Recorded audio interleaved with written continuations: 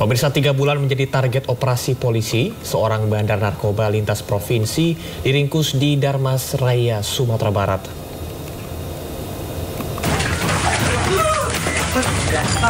Iya, Mang.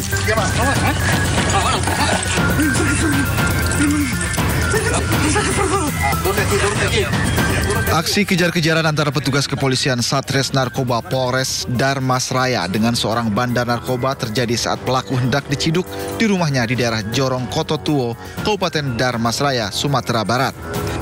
Saat dilakukan penggeledahan di rumahnya, petugas mendapati sebanyak 38 paket kecil narkotika jenis sabu yang disembunyikannya di dalam pengeras suara aktif. Warsono merupakan seorang bandar narkoba lintas provinsi yang sudah 3 bulan menjadi target operasi polisi dalam peredaran narkotika di Kabupaten Dharmasraya. Tersangka mengaku membawa narkotika jenis sabu dari Muaro Bungo, Provinsi Jambi untuk diedarkan di Dharmasraya. Paket yang ditemukan pada saat melakukan penggerebekan 38 paket kecil. Diduga barang haram tersebut dibeli atau didapatkan dari seseorang dari Kabupaten Bungo.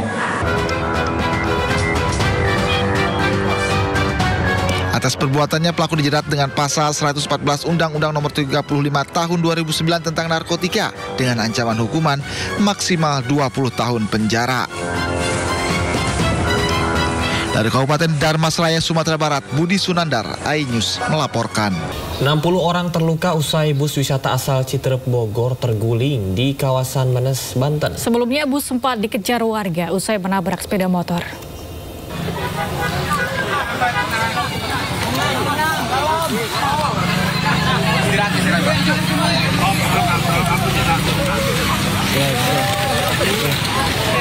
Duduk aja sini dulu ya.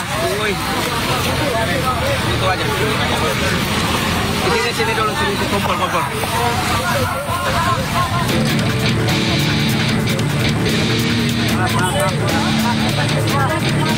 Bus rombongan wisata warga asal Citerep, Bogor, Jawa Barat yang mengangkut 1 RT perjalanan pulang dari Pantai Daplangu, Pandeglang.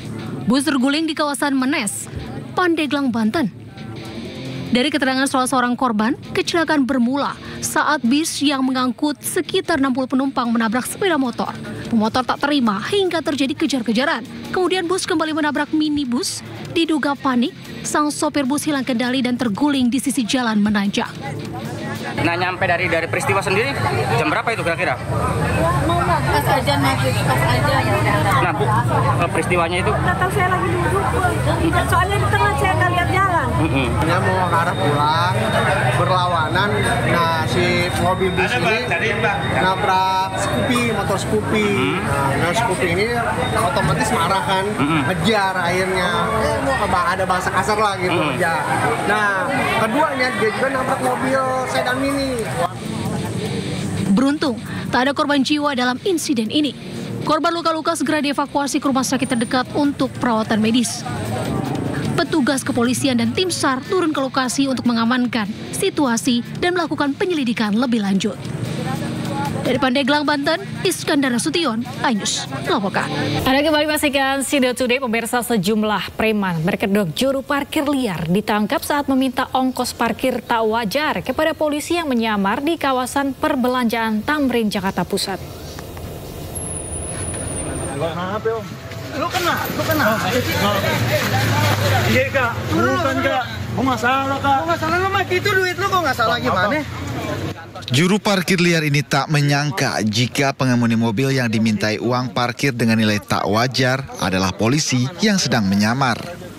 Ia sempat berdebat dan menolak uang sebesar Rp5.000 yang diberikan sebagai jasa parkir. Berapa? Tadi pertama kau minta berapa? Pertama kau minta berapa? Si jukir ngotot minta uang sebesar Rp30.000 untuk biaya parkir di bahu jalan di kawasan pusat perbelanjaan Tamrin City yang diklaim sebagai wilayah kekuasaan mereka. Dan usai menyerahkan uang yang diminta, polisi pun langsung menangkapnya.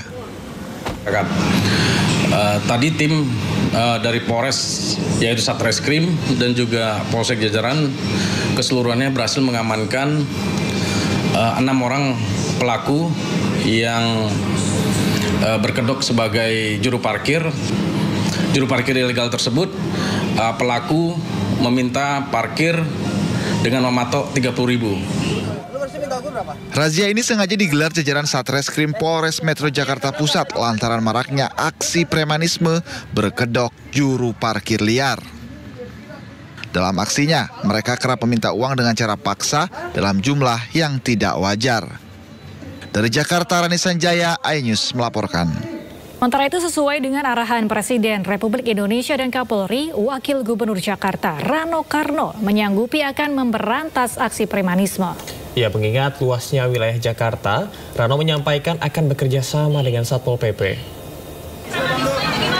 Sekarang kan Pak Presiden juga sudah instruksikan, Kapolri sudah instruksikan harus lakukan pembenahan masalah premanisme ini. Satpol PP mau digerakin juga nggak Bang? Oh pasti. Ya, pemirsa, mahasiswa ITB yang diduga mengunggah meme Presiden Prabowo dan Presiden ke-7 RI Joko Widodo ditetapkan sebagai tersangka. Sementara terkait dengan motif masih diselidiki polisi.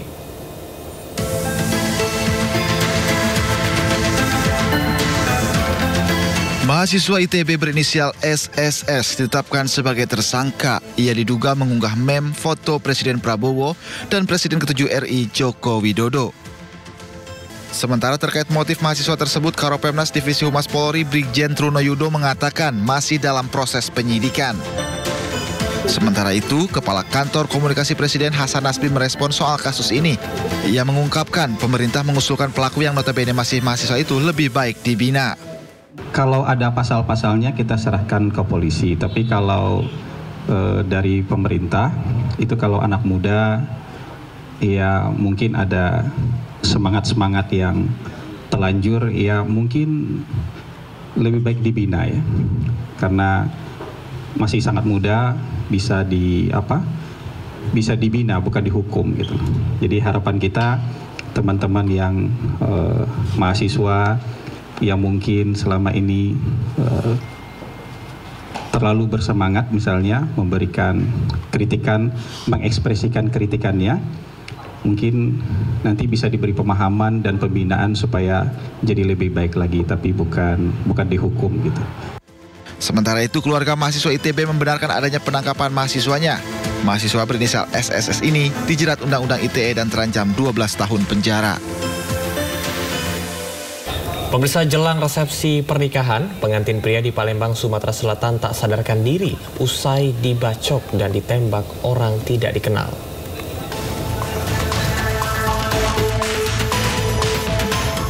Akad nikah pasangan Ahmad Anda dan Farida Aryani terpaksa ditunda akibat calon mempelai pria dirawat di rumah sakit usai diserang secara brutal oleh orang tak dikenal. Peristiwa berdarah ini terjadi di Jalan Panca Usaha, Kelurahan 5 Ulu, Palembang, ketika korban bersama keluarganya tiba di rumah mempelai wanita lokasi resepsi pernikahan. Naas saat korban turun dari kendaraan, tiba-tiba 4 orang pria menyerang korban dengan senjata tajam dan senjata api. Serangan mendadak itu sempat membuat suasana panik hingga para tamu dan keluarga yang hadir berteriak dan berhamburan menyelamatkan diri. Korban yang tak sempat memberikan perlawanan mengalami luka serius di bagian kepala, tangan, dan kaki akibat sabetan senjata tajam. Polisi yang mendapat laporan langsung mendatangi lokasi dan memburu para pelaku yang telah teridentifikasi. Korban itu salah satu calon pengantin. Ketika dia mau turun mobil, langsung diserang, dibacok. Sehingga korban mengalami luka bacok. Dan katanya ada yang nembak juga ya pelaku ya? Berdasarkan keterangan di TKP, beberapa saat itu ada suara tembakan. Berarti hari ini resepsi dia kemudian? Ya benar, hari ini resepsi. Jadi korban sekarang di mana benar? Sekarang korban ada di rumah sakit. Ini mobilnya kemudian? Ini mobil ini yang diduga yang digunakan oleh pelaku. Sementara itu, dari video yang beredar, pihak keluarga mempelai yang berada di rumah sakit bersama penghulu tetap melangsungkan pernikahan meski korban masih belum sadarkan diri. Dari Palembang, Sumatera Selatan, Muhammad David, iNews melaporkan.